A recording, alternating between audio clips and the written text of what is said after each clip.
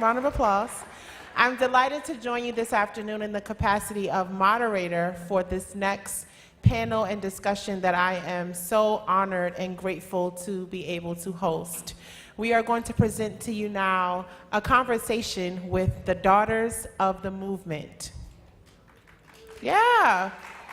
Now, one thing I do want to lay out before we get started and introduce the lovely daughters who will be sharing with us today, we need to have some more energy. So if you are excited to be here at the National Action Network Conference, I want you to show it this afternoon. We have had already such a dynamic 2 days of inspiration, of action, of work that we are doing, that we are going to go back to our individual communities and households, and we are going to impact change, the change that we want to see. That right? All right, so without further ado, I want to introduce our lovely daughters of the movement that we are going to be talking to and talking with today.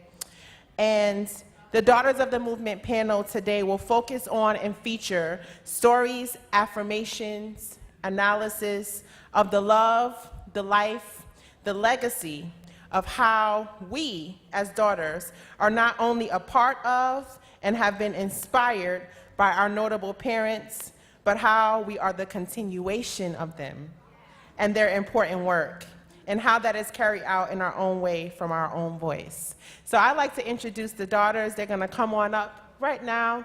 We have Miss Leah Daughtry, Dr. Hasna Muhammad, Miss Suzanne Kay, Miss Ilyasa Shabazz, Miss Stacy Lynch, Miss Santita Jackson, and Miss Keisha Sutton James. Who am I missing? Oh, yeah. And, of course, we can't forget our own dear sister, Miss Jennifer Jones Austin.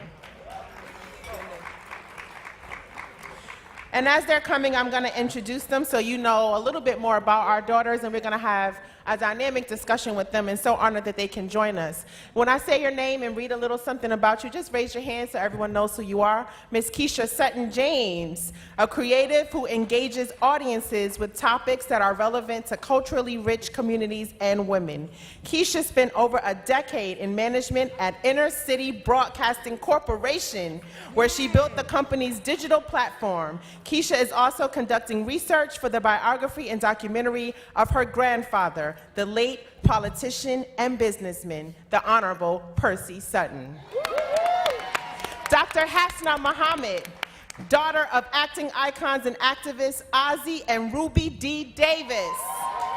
She's a writer and photographer who uses visual storytelling to shed light on social and human conditions and to draw attention to the extraordinary in the ordinary. Her photographs have been exhibited in various cities in the United States. She writes nonfiction about family, social justice, and education. Dr. Hasna Muhammad. Miss Leah Daughtry, daughter of civil rights icon and Bishop Herbert Daughtry. She's an expert in strategic and event planning, project management, and community engagement, president and CEO of a boutique strategic planning firm, On These Things, LLC, where she's built a formidable reputation for transforming businesses and organizations into well-run entities primed for global impact. A multifaceted strategist with a gift for solving highly complex problems with remarkable speed and precision, Leah also has a proven capacity to manage multi-billion-dollar budgets and develop internal and external communication strategies. Having served in 2008 and 2016 as the Chief Executive Officer of the Democratic National Convention, she is the first person in the Democratic Party history to hold the position twice. And if you don't know, you're gonna find out. Leah is the co-author, along with Donna Brazile, Yolanda Caraway, and Mignon Moore, of For Color Girls Who Have Considered Politics, that is now on stand. And it is the 4 most powerful African-American women in politics that share their story of their friendship and how it has changed politics in America. Miss Leah Daughtry. Miss Stacy Lynch, daughter of political icon and strategist Bill Lynch. Stacy Lynch is Deputy Director of Intergovernmental Affairs to New York City Mayor Bill de Blasio. In this role, she manages interaction in external government agencies and key community stakeholders while spearheading First Lady Shirlane McCray's public affairs. Her extraordinary work is informed by her unique understanding of what drives good government. Miss Santita Jackson, daughter to Reverend Jesse Jackson and Miss Jacqueline Jackson. She's a multi-talented communicator, radio, television, and on-stage television and radio host, producer, writer, actress, and motivational speaker.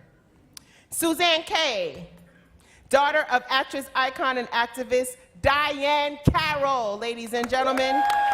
A filmmaker, writer, and speaker, she's currently producing a documentary on Ed Sullivan, his little-known support of racial justice, and the historic importance of his show for race relations. Jennifer Jones Austin, daughter of pastor and civil rights icon, Reverend Dr. William Augustus Jones. A child and family advocate, she is the Chief Executive Officer and Executive Director of the Federation of Protestant Welfare Agencies, FPWA, an anti-poverty policy and advocacy organization with 170 member human services agencies operating throughout the New York City area. She's also a board member of National Action Network. And Ms. Ilyasa Shabazz, daughter of civil rights, human rights, all rights, icon Malcolm X, and Sister Betty Shabazz. She's a professor, speaker, and author of 4 award-winning novels. Professor Shabazz promotes higher education for at-risk youth, interfaith dialogue to build bridges between cultures for young leaders of the world, and she participates on international humanitarian delegations. Please give it up to our daughters of the movement. Now, ladies, I just ran through a plethora of information that talks a little bit about what we do in our professional lives. But I do want us to take a moment to share, and everyone wants to know this. Of course, we are all daughters of notable icons who have worked and have really, really given their time, some their lives, to really shaping and progressing our people forward. What does being a daughter of the movement mean to you, and how has the legacy of your parents impacted your life in what you do and how you see the movement for going and being? Anyone can answer and start us off, and we would like for all of you to take a moment and answer that question. Let's start with you, Jen. How has my dad's work impacted me? Yes. Mike? How has my dad's work impacted me? So I grew up the youngest of 4 children of a civil rights leader, a faith leader who engaged in civil rights work. My father strongly believed in theology-based social justice, or social justice-based theology. What that looks like is your church is the community at large. It's not just the people who come into the church and move throughout and about the church. Your community is your pulpit. And with that background, what I've come to appreciate is that for me, my life's work, I am an anti-poverty policy, a policy leader, an advocacy leader, a policy influencer. My work can't just concern just some. It must concern all. It's about uplifting individuals and families. And it's because my dad taught me that until all of us are free, not one of us is free. My dad taught me that during his lifetime when they were marching for people to have good jobs with living wages, it wasn't that it was just some people who should have good jobs and living wages, but that it was all people. And so his impact just kind of, it permeates everything within me. He used to tell me all the time that my job was to find a field and leave it better than I found it. That freedom was the ability to say, to veto an untruth, to say no to a lie, So in my poverty-fighting policy work, I'm constantly looking at how this nation engages in systemic, perpetuating poverty policy making, and how we have to undo that. So the short of it is, it's just who I am. It's part of how I move through the world. The impact, it's something I can't get away from because I lived it every day, because he lived it every day.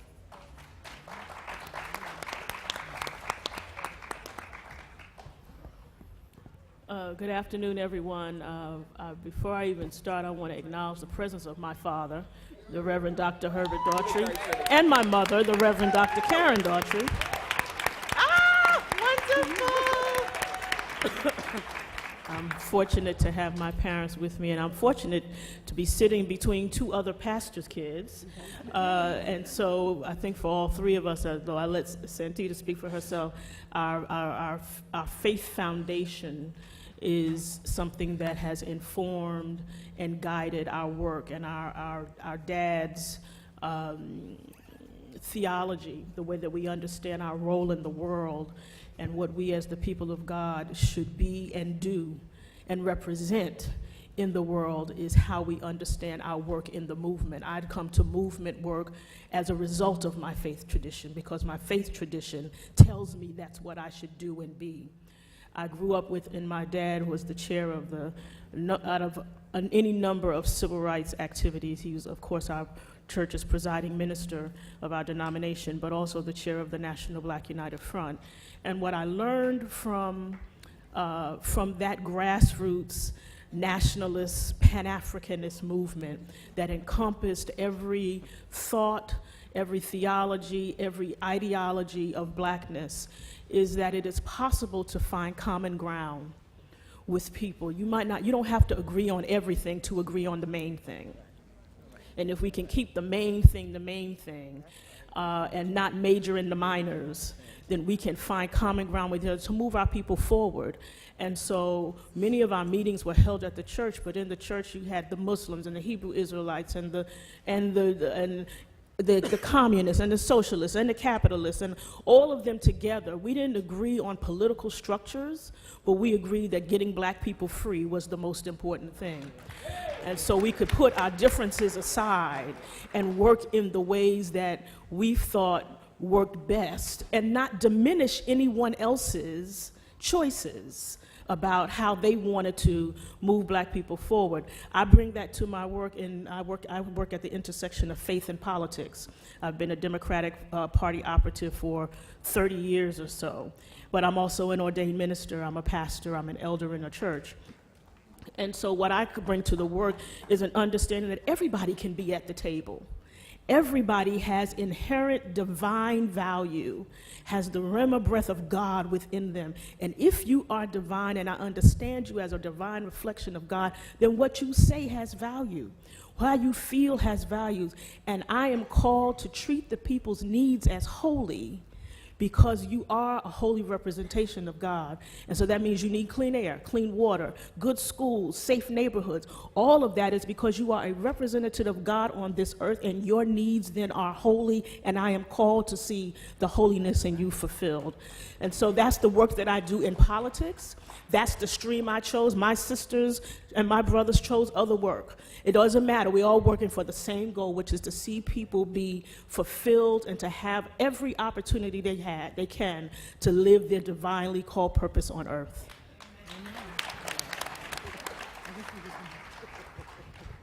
I guess we're just going to go on down the line. Hi, everybody. God bless you. In all of our ways, we have to acknowledge God. And in this year, at this time in which we're watching women come to the forefront, I cannot begin, as we talk about being daughters of the movement, without mentioning my mother, our mothers. We just elected an African-American woman to be the mayor of Chicago, and we're so excited about that, yes.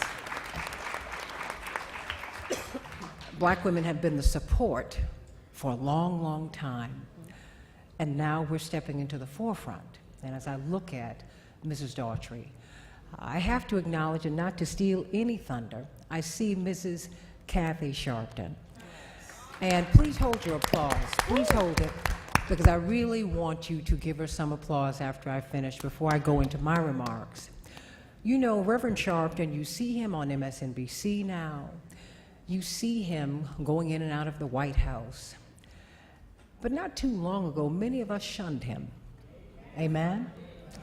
We didn't quite understand this man in this tracksuit who just had the nerve to walk into the craziest places and say the craziest things in defense of us. The people we hold most in contempt are the people who love us the most, sadly. But there was a woman who bumped into him on the road. Yeah, she thought he was a little crazy, but crazy in a good way. And her girlfriend thought she was a little crazy because she said, you know what, I'm going to leave what could become a lucrative career in music. And that touches me greatly because I am a singer as well.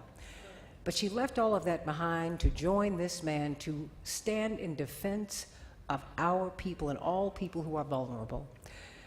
And when you watch these two daughters of Reverend Al and Mrs. Kathy Sharpton, you're seeing girls who endured death threats, who never knew that their father would get home at the end of the day. They didn't know that, and I understand that because that's the way I was raised. I didn't think my father would live past my 18th birthday. But somehow or another, as you look at Dominique and Ashley, you see two young women who are so stable, who are so able, and who are so ready and so committed to contributing to all of us. And so much of that, yes, it's Reverend Al Sharpton, but it's Mrs. Kathy Sharpton. So before I begin, please stand on your feet and give her some love. That's right. Please. Come on, you can do better than that.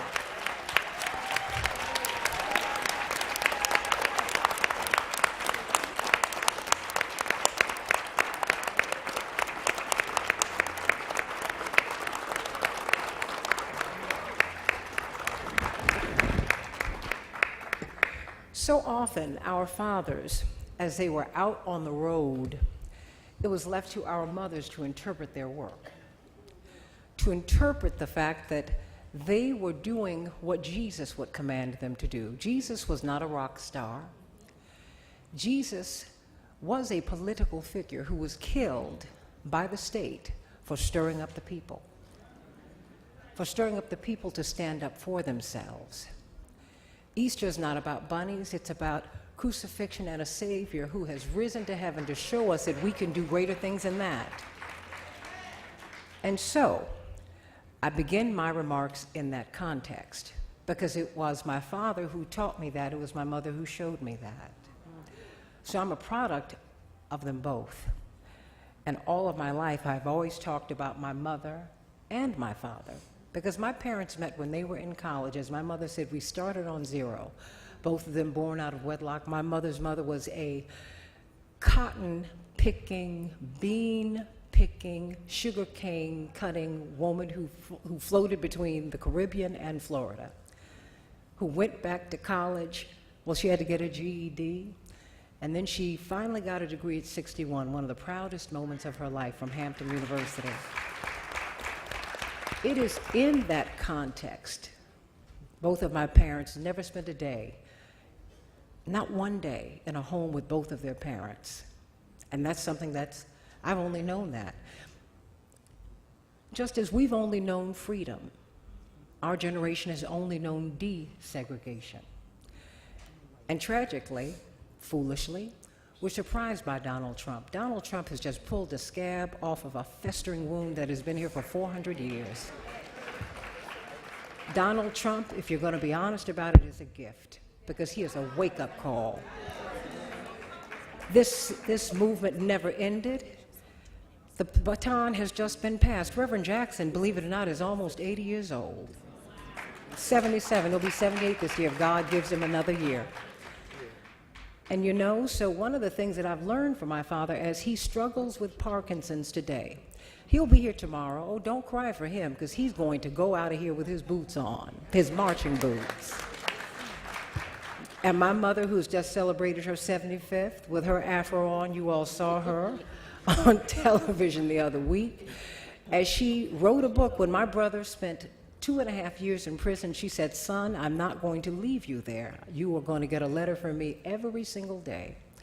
And wherever my brother was, my father became the visitor-in-chief. Every week, whether he was in North Carolina or Alabama, my father went. He flew, wherever he was. He would leave a foreign land to see his son once a week. And my mother would write her son a letter every day. I share these stories with you because that's the movement. With all of our children incarcerated, you don't need to spend $10 to $15 a minute to speak to them. Write them a letter. Yes, write them a letter. We don't need to go bankrupt. This disincentivizes us to remove us from our families. Don't let the prison system break you up. I praise God that God has allowed us to get close to the presidency and go to prison and see everything in between. Be in the Inquirer and be in Time Magazine and Newsweek. We've done it all. That's Black life. That's real life. That's movement life. And so as we sit here, we're not sitting high looking low, we're just sharing stories with you because we have all been through the same thing. We might shop in different places, we might live in different places, but we have all been through the same thing. We might have different classes, yes we do, but we're in the same caste. On the same day, light, bright, darn near, white, high, yellow, mellow, brown, stick around, black, get back. You're going to be on the front of the bus or the back of it on the same day. If you make $100,000 a year or more, you are going to get a subprime loan. Those are the lessons that my mother and father taught me. I am Reverend and Mrs. Jesse Jackson's daughter. I am glad that I have a father who demonstrated all of this strength, and a mother who nurtured him and nurtured us. Ladies, let us appreciate and respect who we are. God made us last. We don't have a missing rib, men do, and I love you, man. As my sister Stacy said, give up the mic, I just wanted to share those things with you. Because when you want to know who we are, you just can't know who the people in the forefront are. You got to know the people in the background. My mama was in the background, but she's as much a part of me as the air I breathe. My mother was the activist that my father emulated. He went to her because she was trying to write a letter, or trying to write a paper on the United Nations and whether Red China should be admitted, and this was more than 50 years ago. He said, with this woman like this, I need her. It's biblical. And so, as we look at these movements, understand the movement is with you every day. It's something that you've got to do every day. Every little microaggression or macroaggression, you've got to stand up to it. And that's what you see our fathers and our mothers, as I just watched Julia just before I came here. But I saw it when I was a little girl, and seeing your mother made me feel beautiful. That's a gift when the world tells you how ugly you are. So, you know, let's talk together. This is not about us. It's about all of us. God bless you. Santita Jackson.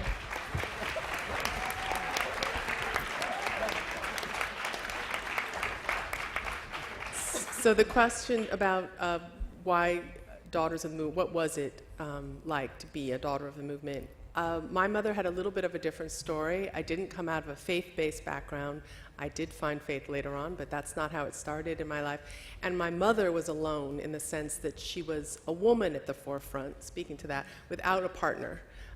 She used to say, I need a wife, was the line she would always say, because she needed a partner, because Uncle Harry had a wife, and everybody had a wife, and those wives, as you say, are the ones who did that unsung, important, sometimes the work that actually compelled the men to do the work that they did.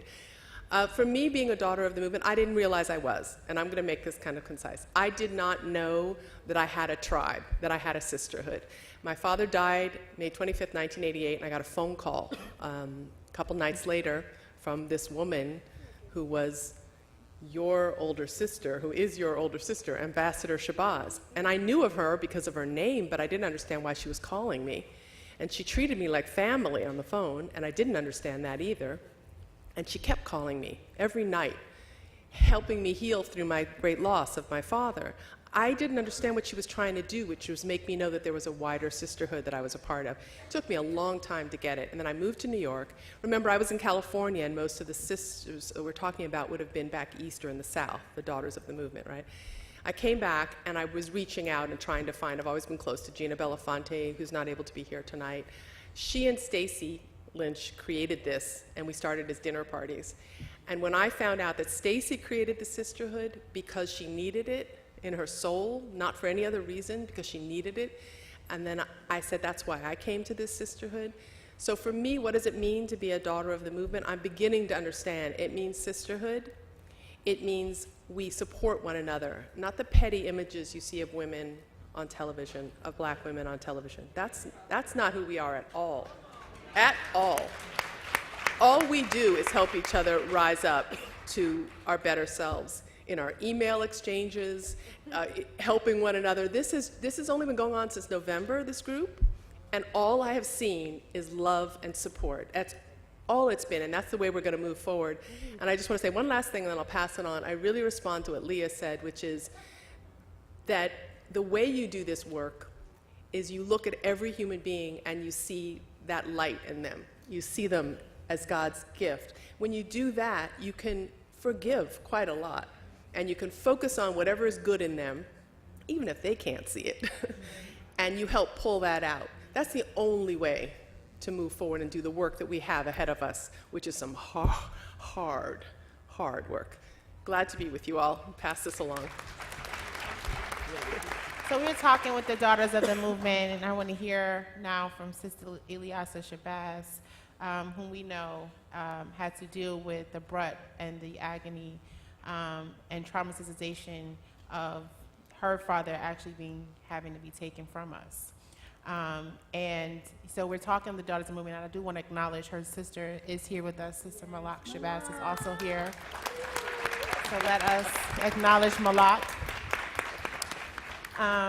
But Ilyasah is one who has, certainly carried on the mantle of her mom and her dad, and really pushing the needle forward. And so how do you see and live through your parents' legacy in your work? How is that showing up in your work and what you do? Well, one of the great things is my mother kept our father alive for us in our home. Malak was actually in my mother's womb when my father was gunned down in front of her. And so my mother raised 6 girls, and she kept our father alive in our home so that we would not think that our father left us, but that we grew up understanding the importance of self-love, and that we were a reflection of one another, because if you don't love yourself, you will never do anything for anyone else, right? So I always, before I do anything, I acknowledge my 5 sisters, Atzla, Kabila, Gamil, Malik, and Malak, so that everyone understands that there are 6 of us. I am a professor. I make sure that my students understand the importance of self-love, the importance of responsibility, the truth in history, and that they give back. I'm an activist. My father said, you can't sit back, or only a fool would sit back and allow his enemy to teach his children. So if there was a thing called slavery, right, then we know that there are these kinds of people who exist in our society, and that we shouldn't look at ourselves as the criminals, but like James Baldwin said, we should ask, what is it about you that wants to turn me not only into a slave, but then wants to turn me into a criminal? And recognize the humanity in all of us. I'm an author. I'm working, my 5th book will be released soon, and I've written these books to make sure that my parents' legacies are accurate, because again, we can't sit back and let someone else define who we are. Only we can do that. We can't complain about our leadership, right? We can't complain about leaders. We are those leaders that we seek. And so I make sure that these books are accurate, not so that my parents can shine, but for the benefit of future generations realizing the work that went into our parents, all of us here. And so I am truly grateful for this village that we have well, actually, that this great sister, Stacy Litch, put together, not just for us, but so that all of us can move forward in 2019 and onward.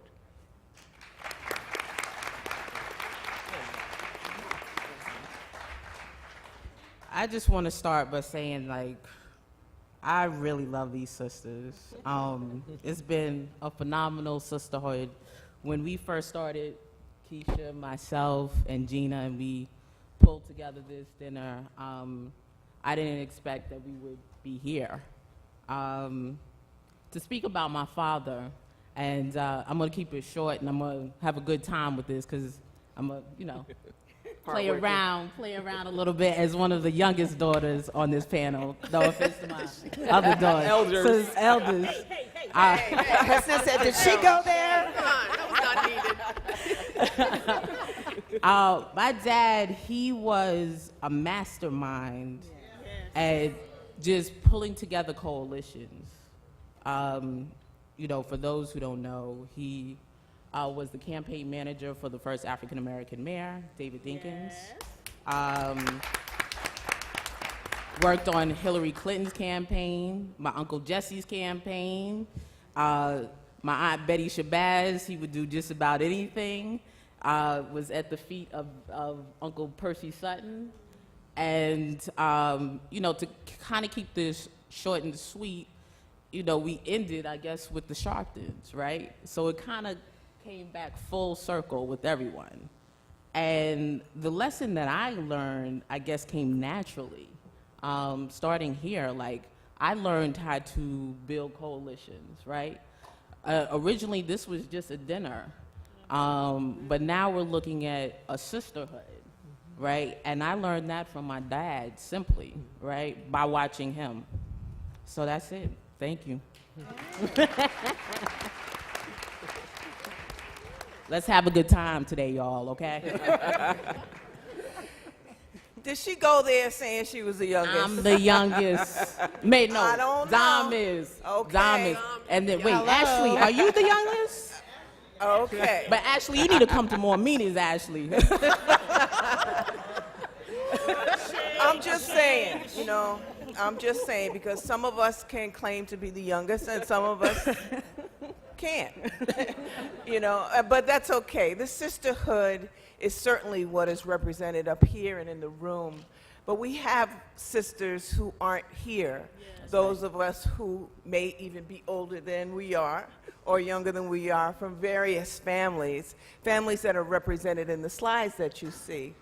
And one of the things that represents our sisterhood is the visual images. If you've had the chance to see the slides, you'll see our parents in each other's photographs. And you'll see the visual record, if you will, of how our parents worked together and how the work that had to be done at that time couldn't have been done without that camaraderie of our mothers and our fathers. I grew up with an extraordinary life and an ordinary life. The ordinary part, I had chores. I had to shine shoes. I had to shovel snow. I had to rake leaves. I had to wash the dishes. You know what I'm saying. Hard life, hard life. Hey, take out the trash. We had a compost back then. It was rough, okay. But we also had an extraordinary life. And I say that my brother Guy and my sister Nora and I, we had an extraordinary life. We had the opportunity to see things that we might not have seen, to hear people who we may not have heard, and to go places and experience things that have affected our lives. There were times when our fathers and mothers were in the living room planning and preparing for this struggle that continues today. We may have been in the backyard playing, but our parents were in the forefront planning. And in my family, we would come back home and talk about that. There wasn't a time when there was a situation that occurred that didn't wind up on our kitchen table or our dining room table. Although it had happened many years before, I remember my mother very clearly telling us why Emmett Till's mom kept that casket open. And I remember very clearly telling us why we had to be out in the street and why we couldn't have grapes one year and why we had to protest Christmas. And that was when the 4 little girls were killed in the church and the 2 young men subsequently killed in the street. So living and growing up with my parents gave me a very good sense of family. That was what they wanted to leave for us, a legacy of family. And I believe that that's what they did. And we've turned that, my brother and sister and I, into a legacy for our families, our individual families. It encouraged me to pursue a line of education because when we talk about uplifting people, when we talk about bringing them out of poverty and helping folks to make good decisions, we're talking about education, the education that starts in the home and the education that you may or may not get out in public. It also brought me to literary and visual literacy. I'm very concerned about how our images are used, mostly against us. And you may have recalled the images of just this year from major fashion companies, images that were totally inappropriate, images that try to push us back and keep us down. And those are the images that I fight against, certainly by creating my own and bringing light to the images of others. I believe that we could all say that we live a life that's very blessed. And I'm sure we could also say we are very humbled by it. Thank you.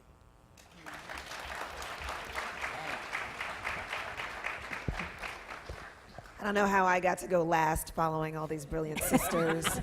For those of you who were here last year, I'm going to accuse Dominique of a conspiracy to put me at the end. She did this last year.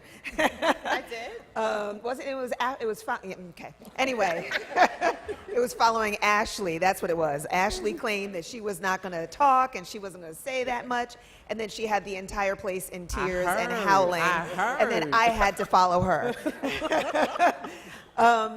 So first of all, I just want to say thank you, Dom, and I saw Reverend Sharpton a few minutes ago, but thank you so much for having us here. Thank you again, Stacy, for bringing us together. I will say, Dom, to your question around how my growing up as Percy Sutton's granddaughter has impacted me, there's so many ways that he impacted me, more than I could possibly say if I just took over the whole panel. But in terms of how he impacted me in ways that have manifested professionally, if you will, I will say probably the biggest thing is that he taught me a couple of things. One, it's kind of tied into what you were saying, Hasna, about our images and our stories.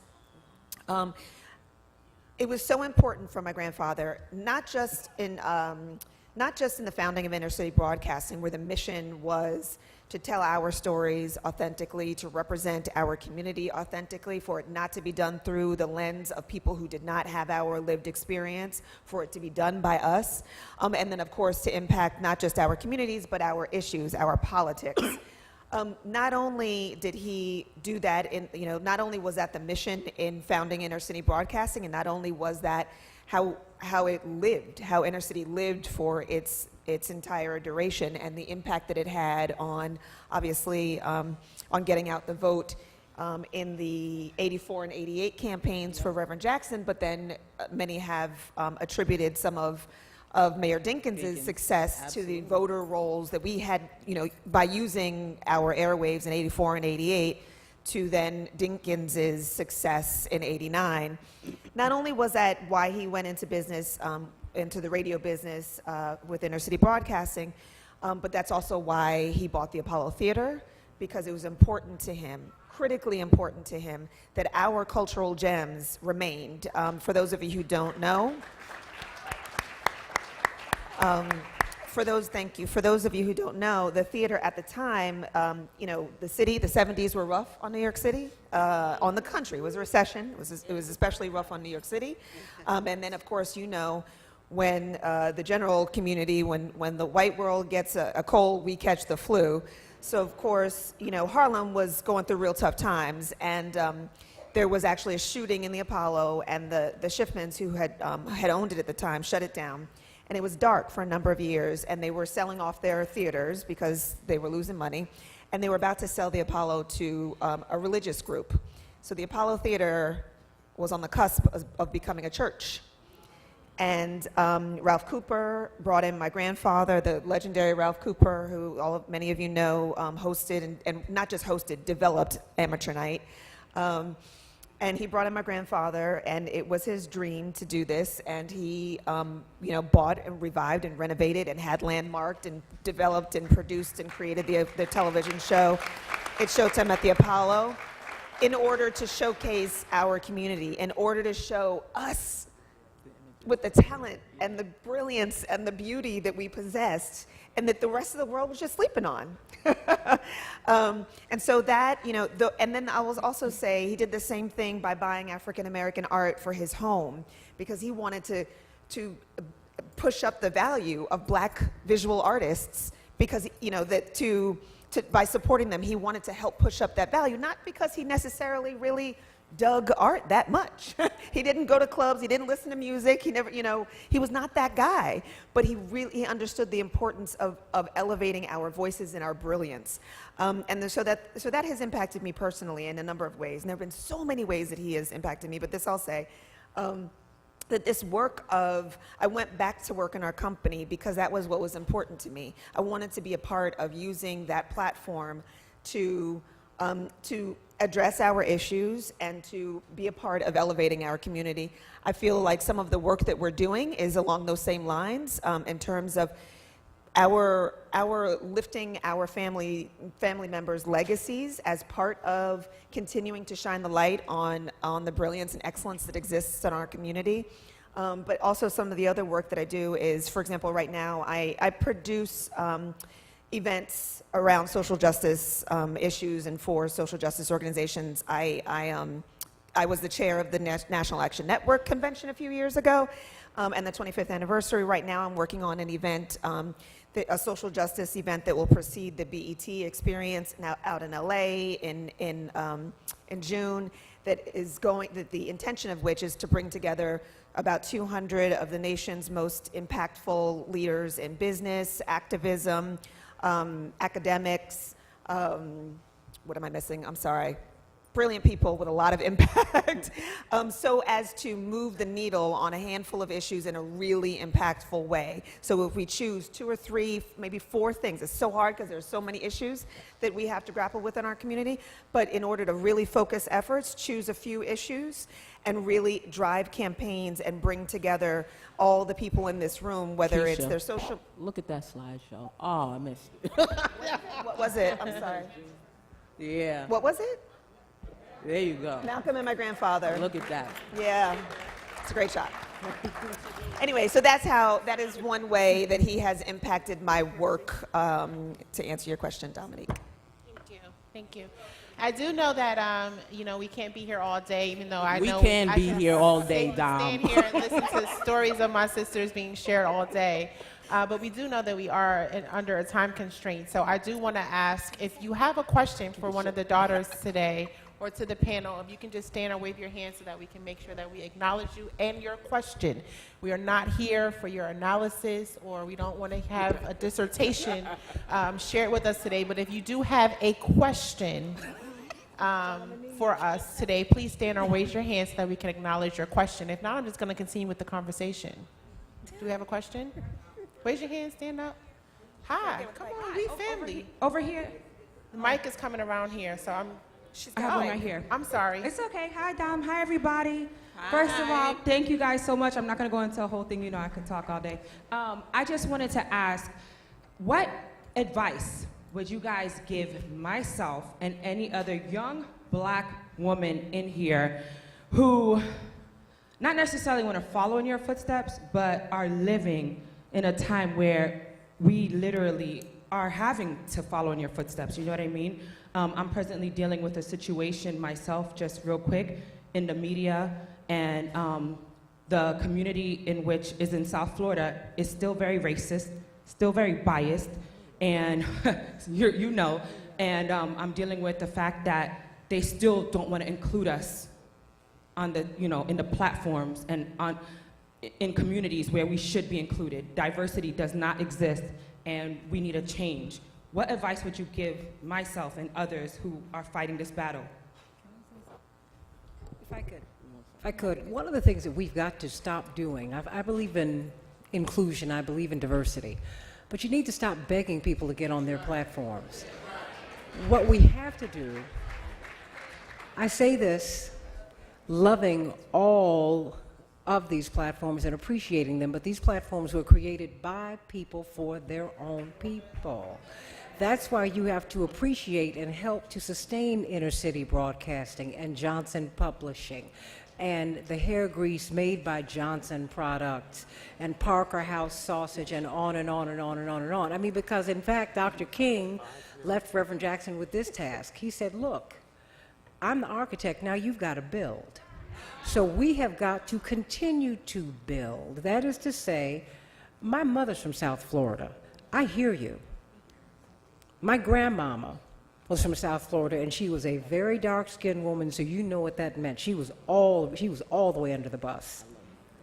That having been said, well, because I have a video of her picking beans at Whole Foods, because at the end of her life, that's where she could go. At the beginning of her life, she had to pick beans to get them into Whole Foods. You've got to create your own platforms. We have to become media, not just media savvy, but media educated. You need to email, you need to call. Every time Reverend Sharpton is on television, you need to send an email and say, I want to see some more of him.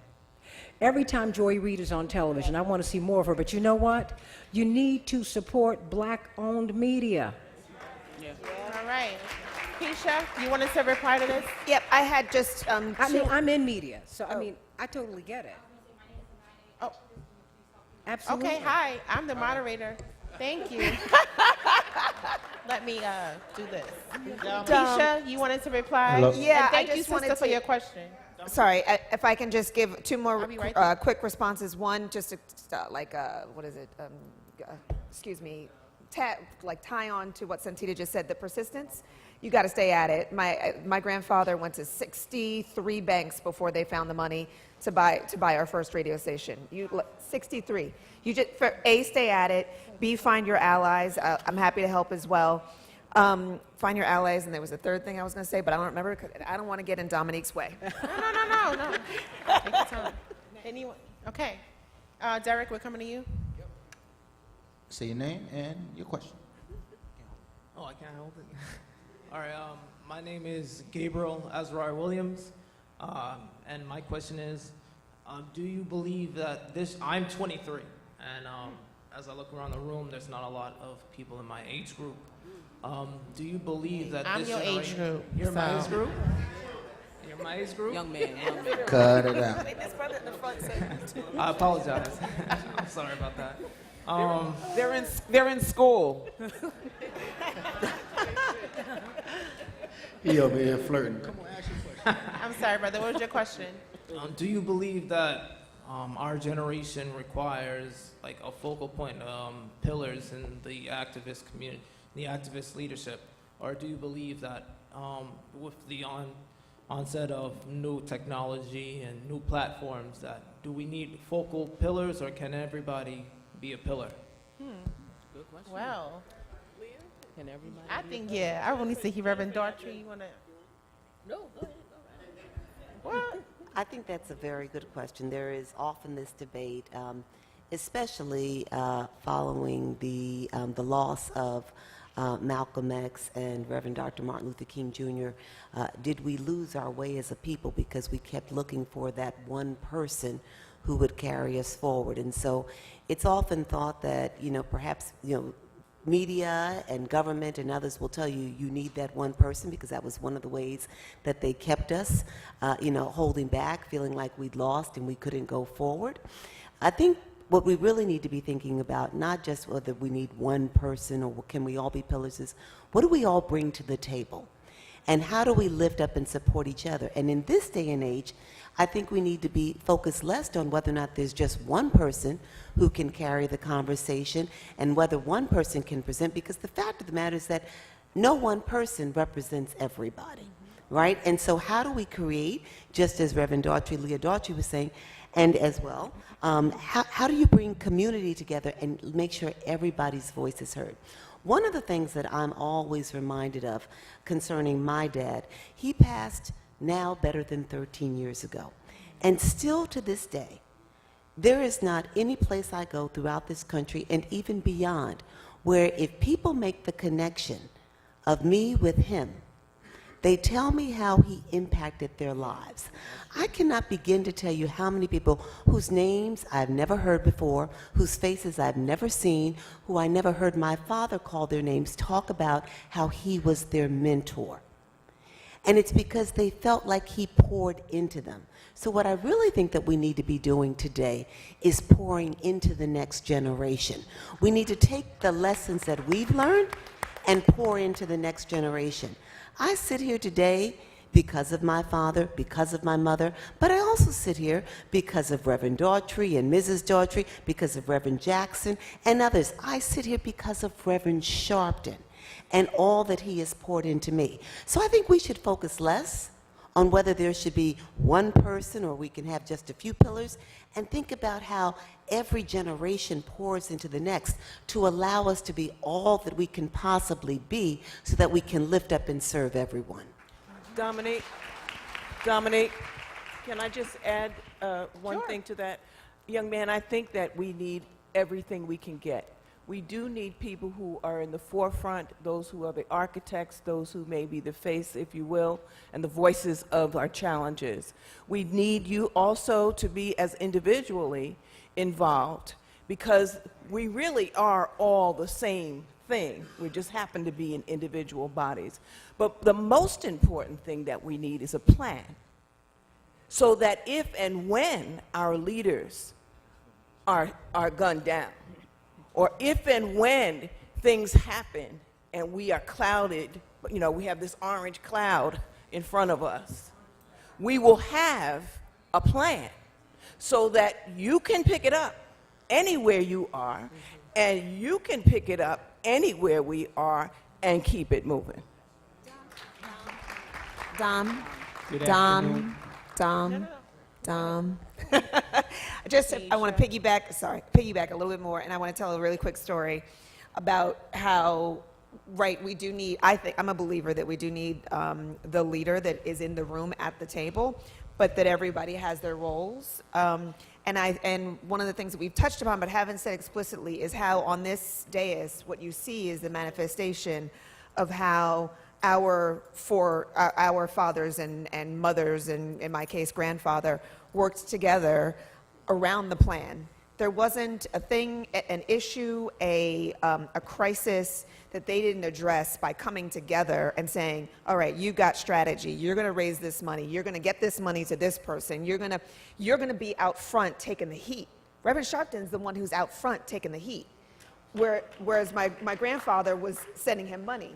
And my grandfather was on the political side, holding his back inside the hallowed halls. Everyone had their role, and so young man, I think the important thing to think of is not just for you, but for all of us to think of is what's your role in the movement? What can you do to move the agenda forward? And for all of us to be thinking about working collectively in that way, and that everybody has a place in this movement, and that is how movements are made. Not everybody's going to be out front. Stacy's dad, a lot of people don't know Stacy's dad, but Stacy's dad made it happen. We would not have a black mayor of New York City if not for Stacy's father. So I just wanted to make sure that was explicitly clear. All right. One quick thing. Where's the young man? Where'd you go? He's right there. Come on, brother. Come up front. I'm talking to you directly now, right? There was a reason why you showed up to this conference today, right? You're here. So next year, find 10, 15, 20 of your friends, right? to shift the demographic, because you said I'm the youngest, right? We need to normalize that a little bit. Yeah. So my recommendation to you as a pillar standing there right now is to invite your friends to this conference next year. That's it. Amen. All right. And I do, while we're acknowledging, I do want to acknowledge my sister, my baby sister, 14 months younger than me, but who also, her visions helped to create her own path and her own pillar within the National Action Network. She's the founder of National Action Network's Youth Huddle, and she is in the audience. Give it up for Miss Ashley Sharpton. Talking about carving out your path.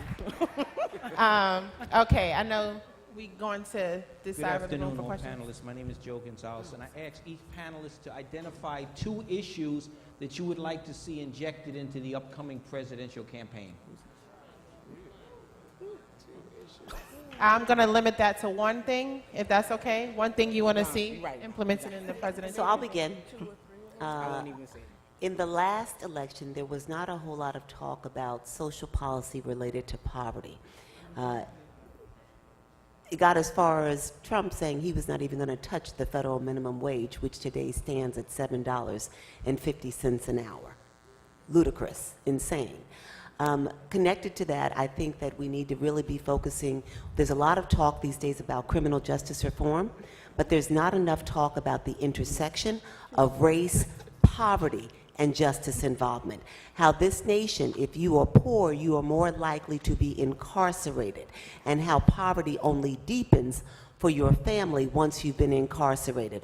We need to be looking at justice reform, not just through criminal justice reform, sentencing, alternatives to detention, looking at, arraignments and arrests and trials. And we need to do that, but we also need to be looking at how social policy, how poverty makes it more likely that people will become justice involved and fighting the poverty to prison pipeline, not just a school to prison pipeline.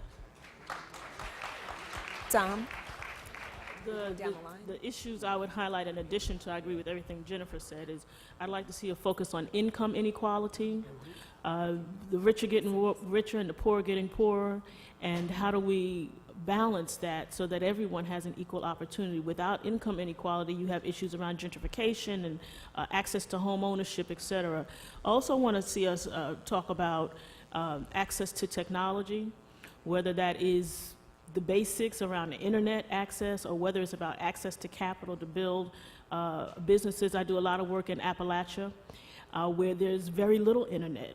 And while we talk about moving the nation forward and people having smartphones, over half of the world has no access to internet. Over half of the world has no access. So how do you build communities? How do you build a common ground when folks can't even get online? And because a lot of us, we need to understand our own privilege, that we walk with a phone and we can Google, but there's half of the world that does not have that. And how can you really create equality in a society where some people have access to information and that information is power, and half of the world does not? Let me just quickly say something on the income piece. You are absolutely right, the income, and you touched upon the wealth. A lot of attention needs to be paid to the wealth divide. Yes. Presently, African Americans have 5 cents in wealth for every dollar that is held by white Americans. And it is expected that in the next 20 to 25 years, that will be 0 cents for every dollar. And so income is important, but in this country, the way that people have developed sustainable lifestyles and have been able to support their families and put their children through college has been through wealth attainment. And a lot of that is tied to home ownership. And so we need to be paying attention to wealth gap as much as income gap. One more thing I want to say, Dom. By the year 2024, the overwhelming majority of the workforce will be age 55 and older. People are working longer because of income inequality issues. I'm going to say that again. By 2024, that's just 4 years from now, the overwhelming majority of the workforce will be age 55 and older.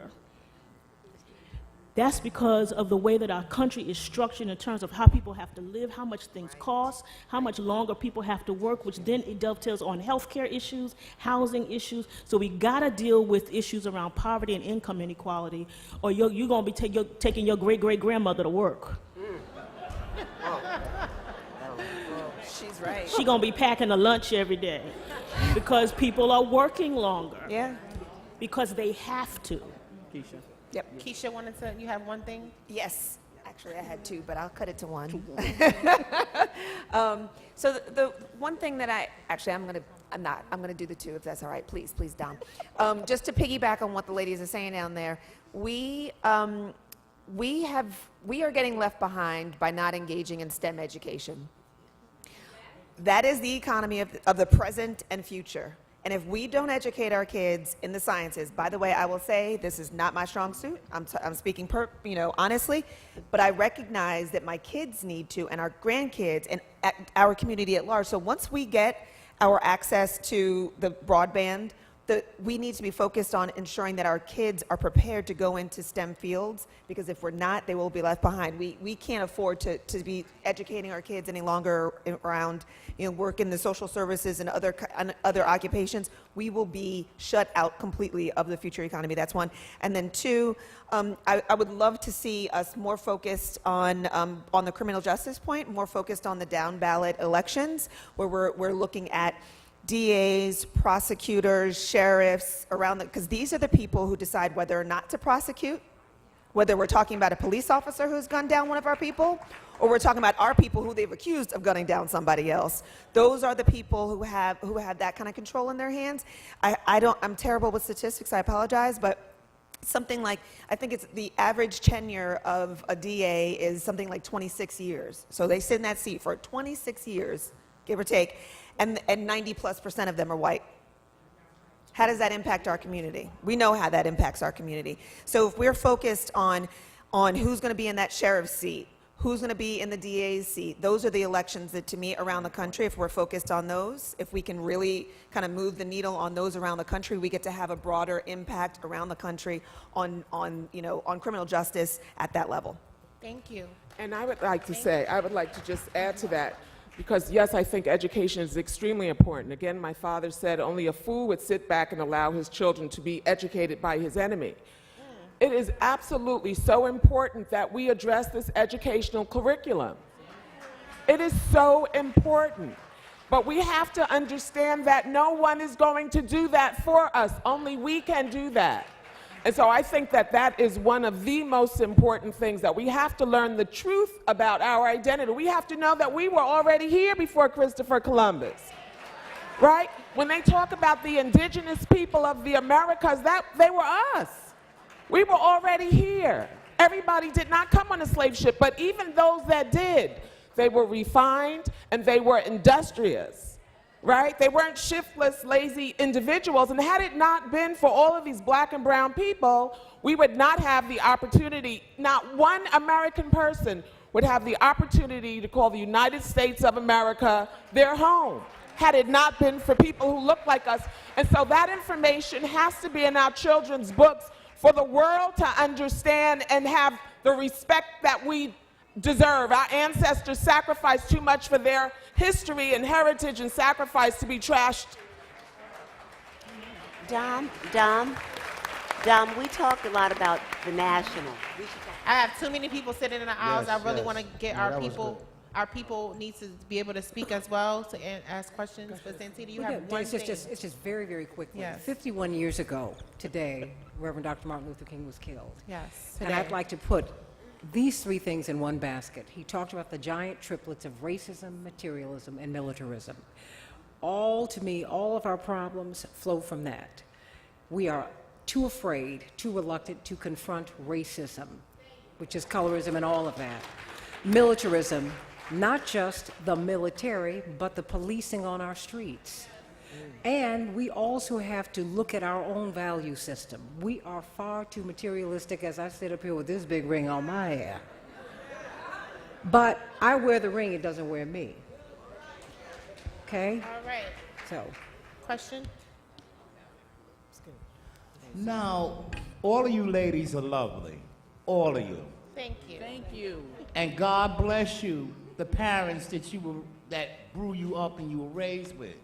But I find the problem lots of times when you come from a family that has that type of success, how do you manage to keep it up? Because I find like even nowadays, like Ebony Magazine, the ones under their 20s, most of them wouldn't know what Ebony Magazine is and what they went through to go through that. And now since Linda Johnson Rice has the company, she's not doing necessarily what her parents did, but she's trying to keep that up. How do you manage to, when you come from these families, to keep up the legacy that they left off? That's Diane, I want Diane's daughter to answer that first. Suzanne. Yeah. How do She's you by the way, one of the smartest sisters. on the stage. Coming from Stacy. No one- What, seriously? I told you there's a lot of love up here. We really do. That's the thing I think, if anything you take away from this, is that this really is a supportive love. I know I said that before, but it speaks to a lot of these other issues you were talking about. How do you get more young people involved, whether we need leaders or people can be more democratic in the way we move forward. Really these groups that you come together out of support without the pettiness is a lot of how we're going to fuel much of what we do. How do we keep the legacy going of our parents? I mean, I have to be honest, I didn't always know what my mother's legacy was. I would have people come up to me and say, they were so moved, they didn't know, it's what you said, they didn't know what possibility was in terms of elegance and comfort. You know, my mother walked into a room like she owned the room. And sometimes she was fake it till you make it. She didn't always feel that way. But I now feel that I carry her legacy because I have understood that a lot of the people who are in power, they don't really have anything on the rest of us, except they are self-congratulatory, they're self-aggrandizing, they give one another awards, they give one another credit for things, they cover up one another's crimes. And so remember that when you walk in the room. Told y'all she was smart. You belong in that room, you own that room, you belong at the table, and it's not a luxury, it's not pushing yourself forward. We all need the voices of, I'm going to speak to the women, we need the voices of women, we need the voices of women of color. Honestly, if we're going to achieve the peace we want, if we're going to achieve the justice we want, we have a different perspective because we've been mothers, some of us, because we would never send our children to war, because we have an understanding of what community is, we are supportive of one another. Because of that, we have a place at that table the world needs. So the legacy that I try to carry, that my mother showed me when she walked in the room with her little perfect skirt on and the hair always perfect and the whatever, she'd walk in the room like she owned it. What I learned from her is walk in the room like you own it because the world needs your voice. All right now. Sissy, you have a question? My question is, as an activist, doing a lot to y'all young ladies, my son wears a lot of the brunt of the things that I do, right? I've been through a lot of legal issues, fighting the establishment and other things like that. And when he was little, it was easy for him to take me with me. But now he's 16, and he wears it, and not in a good way right now, right? So, because he's had to take everything. He's 14 years old. His mother's all over the newspaper, right? So he had to wear that at school. How do y'all get through that?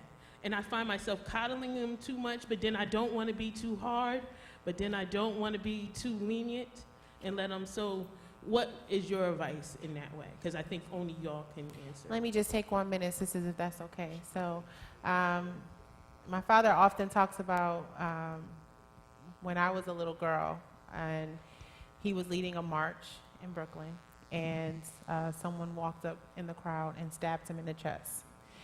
And he almost lost his life and had to be hospitalized, of course. My parents at the time that it happened told the babysitter, you know, people who were watching us, don't let the girls watch TV, don't let them read newspapers or anything. We were curious, so we were always into everything. The rule was no, nothing. And I remember picking up or seeing a Jet magazine with my dad sprawled across the front cover, being stabbed in the chest, and I immediately had an asthma attack and had to be hospitalized. We talk about this story all the time about the emotional trials that go along with, having parents or having family members who commit, to something that is bigger than themselves, that commit their lives to doing important work that's bigger than themselves. I remember on many occasions, people don't know, and they call, there's been so many attacks and things that's happened throughout the years, but one is being, that my dad is this big opportunist or this ambulance chaser. And I remember on accounts how many times he's had to, lend his own resources to help a victim, help them pay their rent before paying our own at home. I remember those times. And so having to deal with internalizing the fact that your parents are not only strong figures that are leaders in the community, but that they can lose their lives, literally, to this work. It's a lot, and it's emotionally trying at times. But how Ashley and I have tried to work through it is by really trying to find our own purpose. What is it that we are here to do? And everyone's here to do something specific in life. So what is it that we are here to do? And how can we we've allowed to push through those circumstances and issues and things by devoting our time and our energy to that. So I don't know if that helps you, but if you need to see a therapist or a workout or, however you need to tap into dealing with the emotional factors of it, that's important. Self-care is important as well, doing what you need to do to be whole and spiritually whole and physically whole, but also tapping into that purpose-driven thing that makes you thrive is important. Dom, I haven't taken too much time, sisters. Can I add one thing to that? Yes, please. My dad and my mom are here, and one of my most vivid memories growing up, we got a lot of threats. Our church was threatened. We were at a rally one time around the closing of Sydenham Hospital, and we always had security. Even when we were little kids, we had to have security. And one of my most vivid memories, we were leaving the rally, and the brothers and sisters who were on security had us stand at the corner while they walked to the car and started the car to see if it was safe for us to go. And if the car didn't blow up, then we could walk the block and get in. What our parents did to help us be sane and whole was prioritize our family. So even though they were on the road organizing and doing the activist work, Monday nights was family dinner. There was a day and sometimes it skipped and sometimes it didn't, the schedule didn't hold, but we knew that our needs were important and that they were going to show up for parent-teacher night and for Sharon's plays and for Danny's basketball and for my other sister's tall flags and track meets and for whatever I was doing. I knew when I was a little girl, if I turned around in the back of the classroom, my father would be standing there watching the teacher.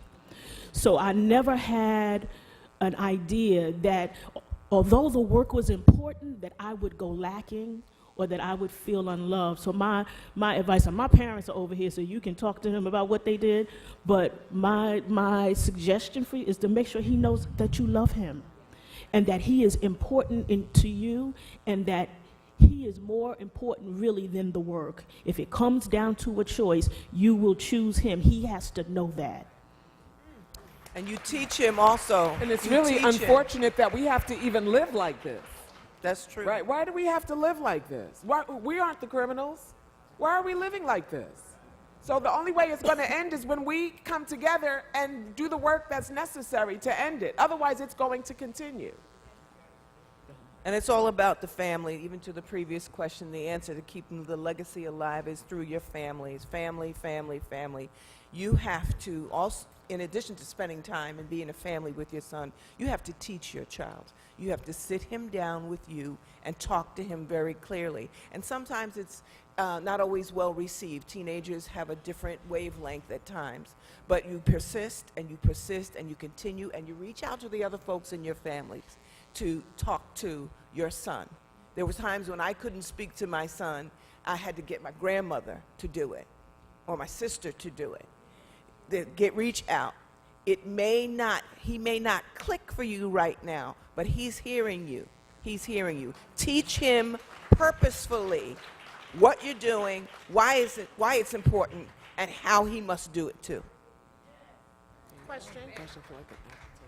I am a member of the HL Staff Club. My question is, first, congratulations to you follow your father's steps. Now, the second question, you have children, will they follow your steps? So, I have 2 children. I have a 21-year-old who's graduating from college this year. And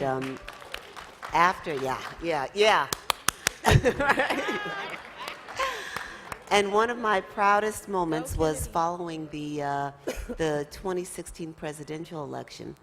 She called me up and she said, Mom, would it be okay if I changed my major? She said, I want a double major in sociology and Africana studies. And she said, because I need to better understand this nation and how it was formed, how it was founded, and these underlying systemic societal prejudices, biases, and racist activities so I can take the system on when it's my time. Wow. Right? Wow. And she's now going to grad school in the fall to study race, gender, and poverty and public health policy, because she's focused not just on appreciating that affordable health care is one thing, but if you are growing up in societal environments that from your very birth put you at a disadvantage, poverty, race, and gender, no matter how much health care you have available to you, you will never be healthy and well. So she's doing the work, and Ashley and Dom know I have a 17-year-old son who, when his school just about 2 months ago experienced a bout of racism where 2 white American girls engaged in blackface, and it went viral. My son took the head of school on, and he said, you are not handling this matter right. And the next thing we knew, the head of school was asking him, so what do I do? You start early and you pour it into him, and it continues.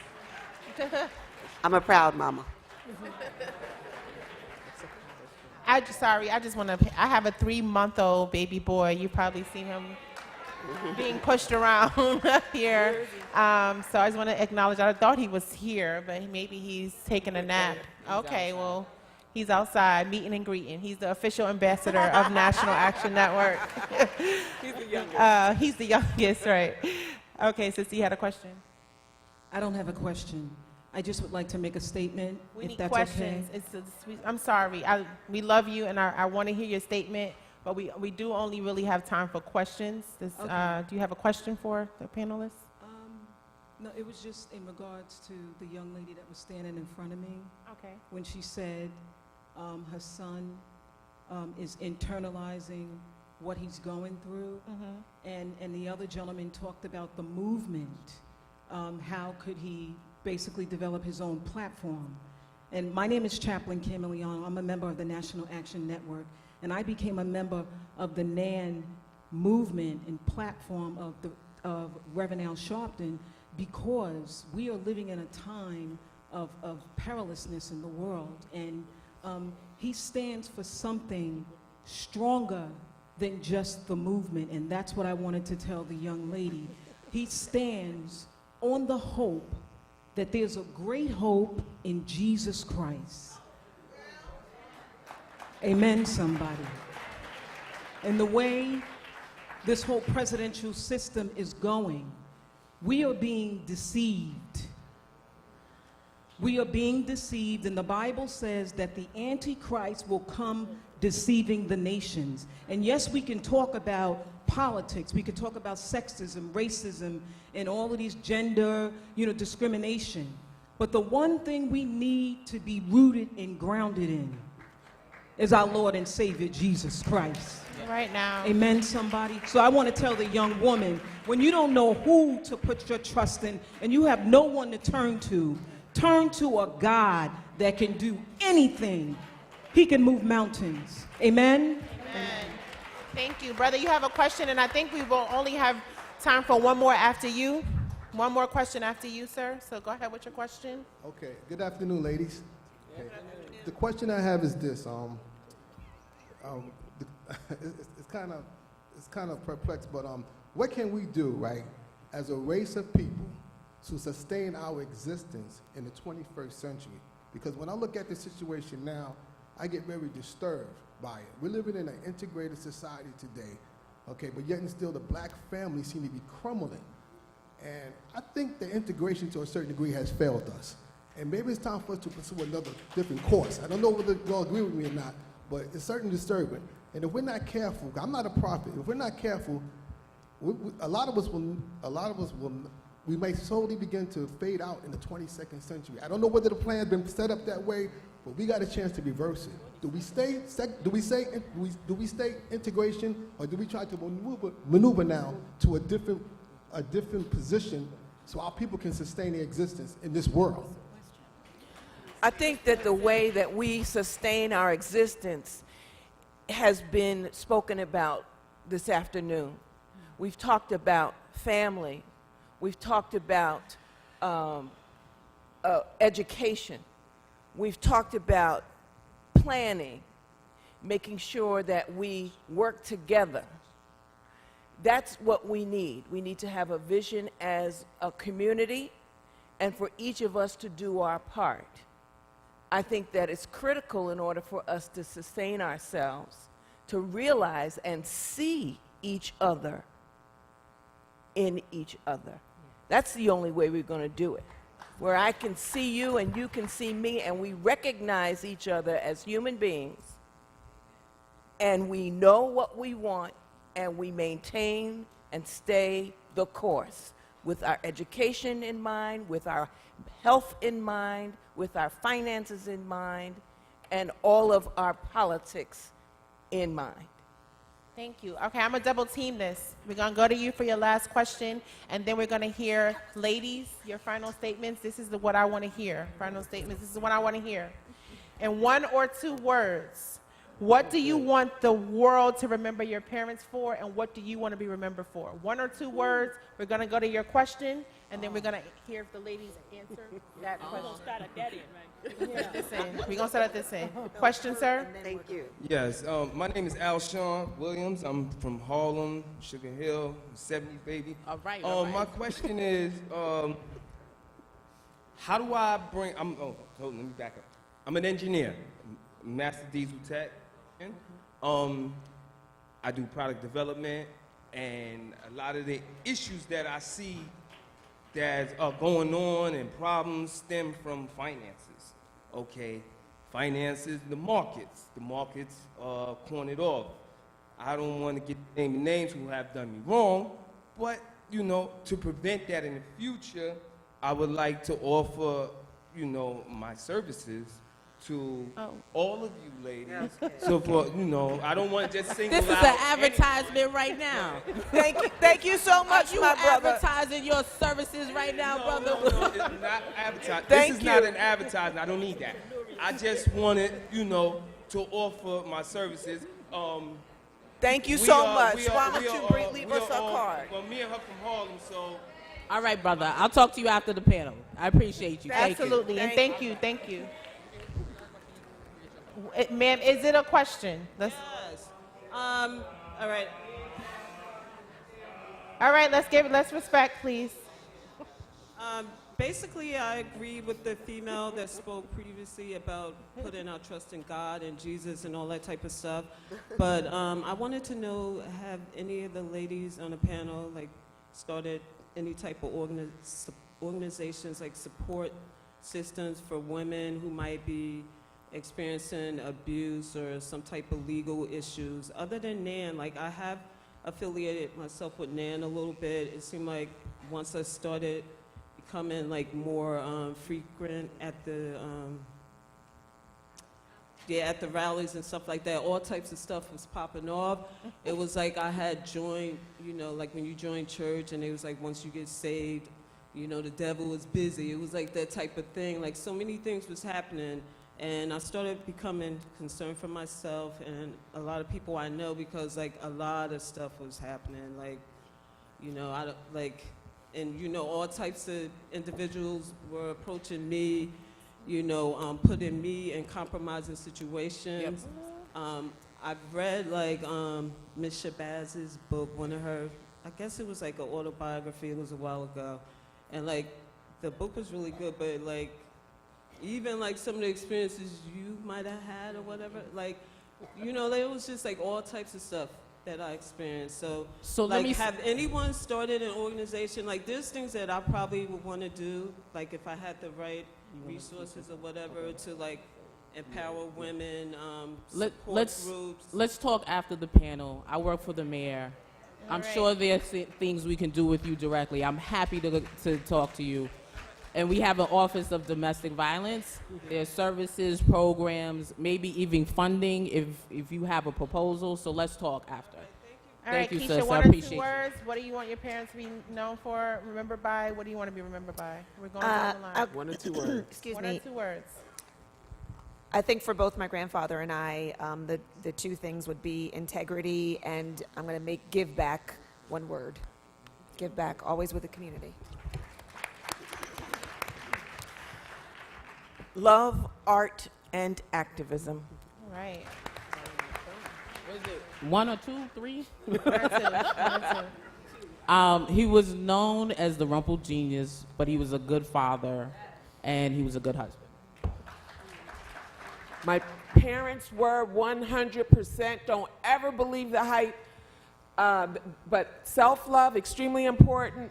Truth and justice, 100%. The words to describe my mother, what she left in her legacy, and she's still with us, so, is really never let anyone else define you. And I think for me, it's your voice is absolutely needed at the table. Describing my father, I would say that he's a soldier in the army of the Lord, and that is all that he wants to be remembered as that. I'd like to be remembered that way too. I know that God is all, and all I'm trying to do is follow the example of Jesus the Christ and make this world what it's supposed to be.